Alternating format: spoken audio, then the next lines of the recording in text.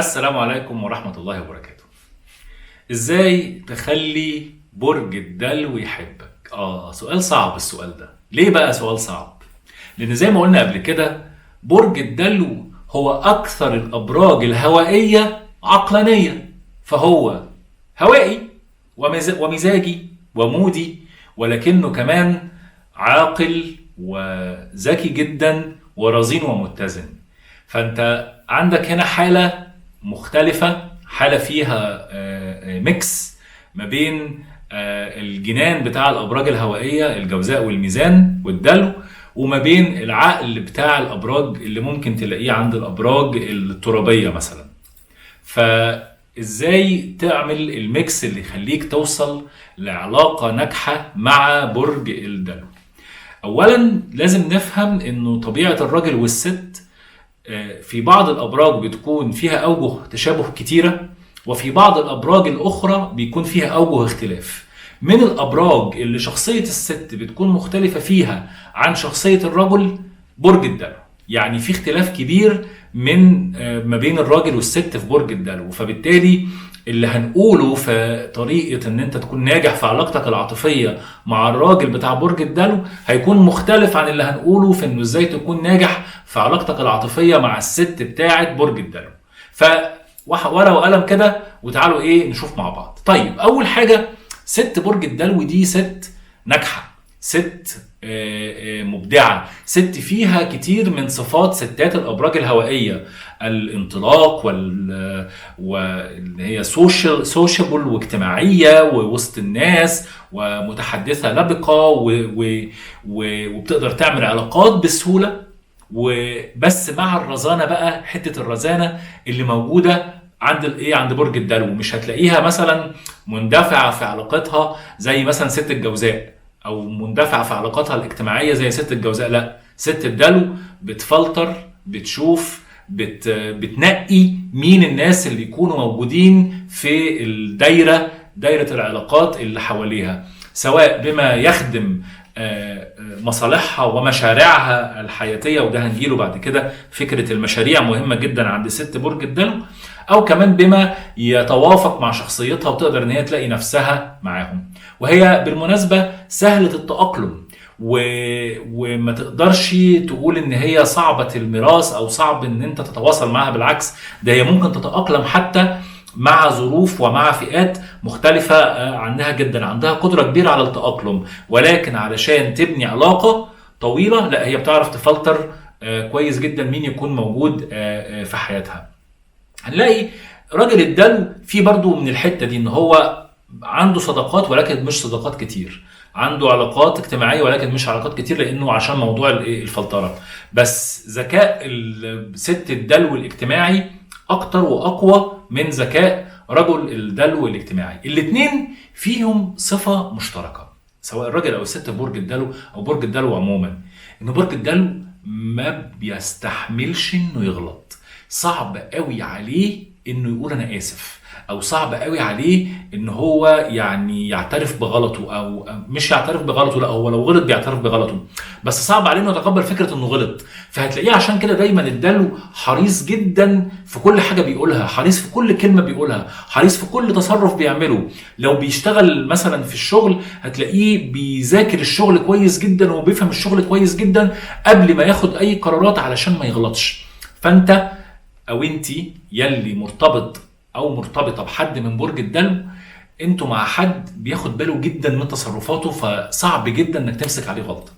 فبالتالي في الجزئيه دي حاول لو انت في علاقه مع برج الدلو وحسيت انه غلط، لا تقسو عليه، لانه تاكد ان هو اوريدي بيقسو على نفسه وبيجلد نفسه وبيحاسب نفسه حساب عنيف جدا على اي غلطه هو بيعملها، لانه بيبقى حريص جدا.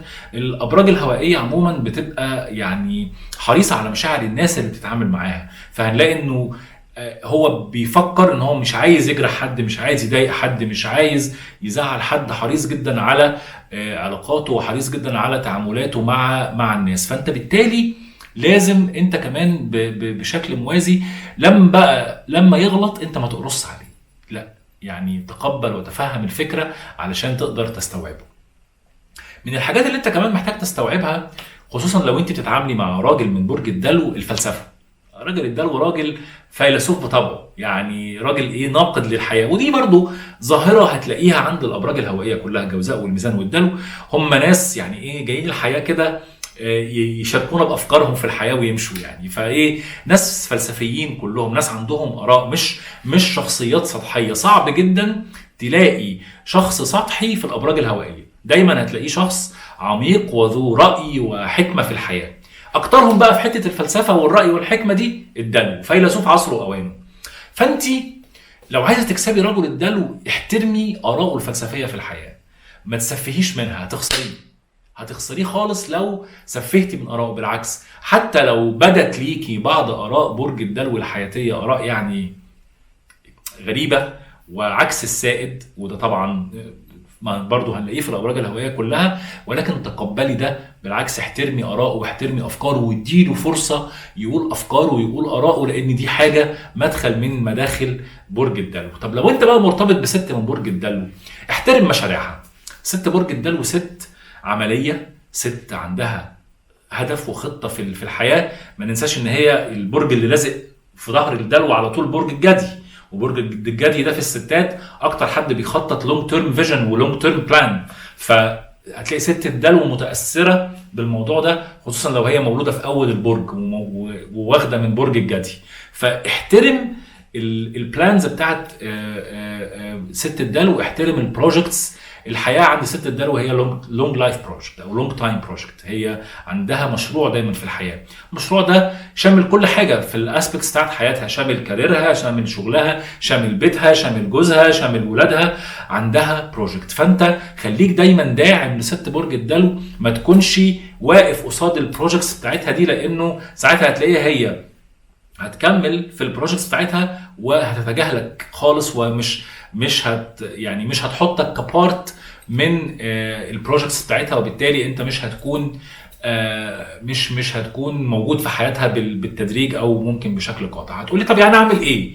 اقول لك يعني مثلا هتلاقي ان هي على طول بتفكر في مدارس الاولاد، بتفكر في تعليم الاولاد، بتفكر ان ازاي الاولاد يحصلوا على احسن قدر من التعليم، على افضل مدارس، على افضل حياه. خليك موجود، لا تتعامل مع ده بعدم اهتمام او بعدم تقدير، بالعكس، لا خليك داعم ليها، خليك موجود في صفها، حسسها انه انت معاها في البروجكت ده ايد بايد. لو عملت كده هتلاقيها هي كمان مستعده ان هي تضحي باي حاجه علشان تكون معاك ايد بايد، لان هي ست فعلا بتعضد وبتساعد جدا من نجاح جوزها في الحياه. برج الدلو بقى في الرجاله، هو ما عندوش حته البروجكت دي، لا هو من كتر ما هو فيلسوف في عصره اوانه يا عيني، هو ما بتلاقيهوش باصص على النهارده، لا هو يعني مريح، يعني عادي ناخد وقتنا براحتنا. فمحتاجه ان انت تصحصحي بقى راجل الدلو شويه، بس من غير ما تنتقديه بشكل عنيف، لانه برج الدلو عموما رجاله وستات عندهم اعتزاز كبير بنفسهم، مش ايجو، مش زي الاسد مثلا او الحمل، لا هم يعني متواضعين شويه عن الاسد والحمل، ولكن هم بيحترموا ذاتهم وبيحترموا نفسهم. فبالتالي الناس دي انت يعني اوعى تيجي على كرامتهم، اوعى تيجي على ان انت تسفه من افكارهم زي ما قلنا. بالعكس، حاول ان انت تسخني وتصحصحي راجل الدلو اللي في حياتك، ولكن بشكل تدريجي وبشكل بسيط، بشكل برضو يبين له ان انت داعمه ليه في مسيره الحياه. محظوظين يا اللي مرتبطين برجاله وستات برج الدلو، لانه برج الدلو بيهتم جدا بعيلته، سواء كان راجل او ست، بيهتم جدا باولاده، بيهتم جدا ببيته.